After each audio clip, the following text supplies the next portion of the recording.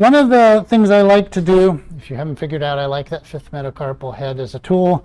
I like to work this posterior axillary triangle with that fifth metacarpal head. I can work on both the teres, the part of infraspinatus that crosses the joint, and the long head of the tricep and posterior deltoid, all in this region, just with that fifth metacarpal head and a gentle traditional rolling movement, just allowing that roll to actually glide along that lateral border or axillary border of the scapula.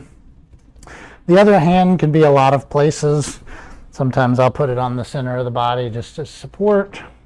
Sometimes I'll hold the shoulder while I'm working this, just whatever is comfortable for you and the person you're working on. Sometimes I'll hold the arm.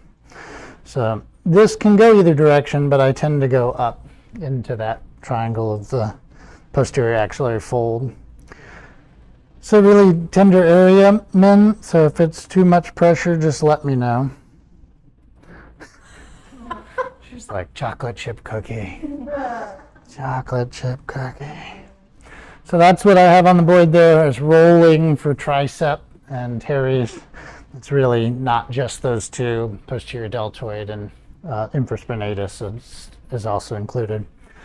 Any of our rotator cuff muscles can be worked with basic pressing, whether that's a knuckle or a pip joint or an elbow. It really just depends. Supraspinatus is the #1 most commonly injured rotator cuff muscle. So if somebody has a rotator problem, supraspinatus is likely it. Sometimes I'll use the IP joint for that to come in and find those tender spots, stabilizing the scapula so it's not moving down and I can get in there and dig into the belly of the muscle. Some people prefer to use fingertips and pull. That works equally as well. I like the fifth metacarpal head, so a lot of times I'll come around and press in, sometimes in a seated position. This table's way too low for me, but you can use that knuckle just as well in there. We're going to spend a lot of time with the rotator cuff tomorrow talking about working these muscles while moving them through their range of motion, but that's mobilization, so that's tomorrow. If you're a thumb specialist, there's also nothing wrong with getting in there and using your thumb. The same is true for the teres group we were just rolling on. Once I've warmed it up with a little bit of rolling, if there's a tight spot, particularly like teres minor, I can come in and apply pressure statically, either with a knuckle or with an elbow. I like to kind of hold the scapula so I'm cupping the inferior angle of the scapula in between my thumb and index finger, so I can get in there and work. Some people prefer to use this elbow and come in along the lateral border. That works just fine. Again, preferably with a table that's more appropriately heighted. But is that okay? If you're elbow pressing, you can certainly use some jostle action in there too. Infraspinatus on the back of the scapula is another common one and a good one to work. There's almost always at least one trigger point in the belly of infraspinatus. You can come in and elbow press. You can use pip joints if that's your preferred tool to get in there and work, or knuckles, whatever fits the body on your table and your body. Again, tomorrow we'll talk a lot about moving the whole scapula around, but you'll have to wait on all that fun stuff. So after we do some pressing, we're going to talk about pushing away and pushing down.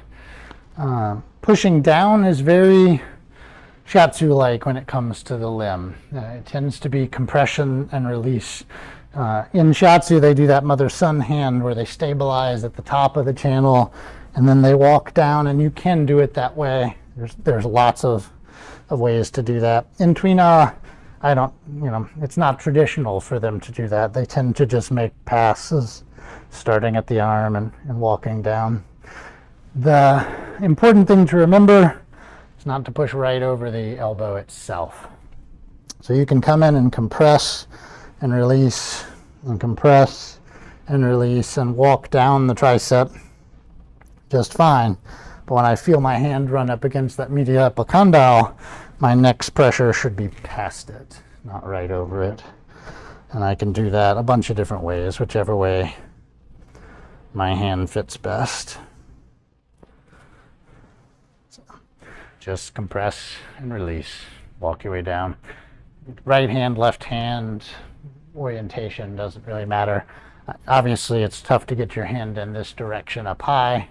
Once you're down closer to the elbow, that works really well. So I tend to kind of rotate around. Pushing away is more about gliding. So it's compression with movement. And I tend to do it from the head of the table or standing on that side, but you wouldn't be able to see me necessarily, see past me. But we're basically just using that pressure and gliding along. So you can do it one section at a time. Just let me know if that's too much. But when you run into that medial epicondyle, don't put pressure on it. Relax the pressure until you're over it. And then you can do the same and push down. If you prefer to use your left hand on their left hand, that can be done just fine. A lot of times I will make kind of passes where I will just do the upper arm, pressing down and dragging, and I'll do several passes on that. And then I'll grab that medial epicondyle and start making passes below the elbow here. I like to split the fingers and push all the way out. In Chinese medicine, all the channels start and end at the fingertips. So we're rubbing those beginnings and endings of the channels with our fingers by splitting their fingers. Just like that.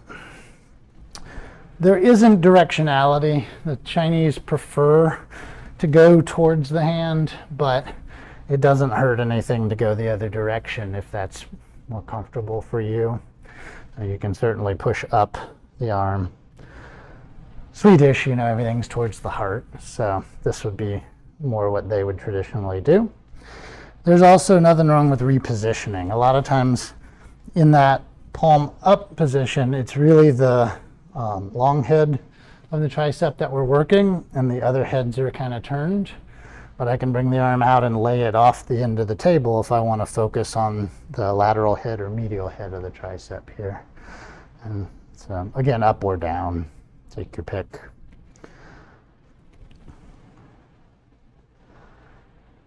Tomorrow we'll talk again about actually moving the muscle while you're working it, whether you're lengthening or shortening as you work. Simple, easy patterns. So we played with rolling in the triangle here. We talked about pressing or penetrating with elbows, knuckles, fingers on all of our sits muscles, pushing down for compressions and pushing away, dragging either up or down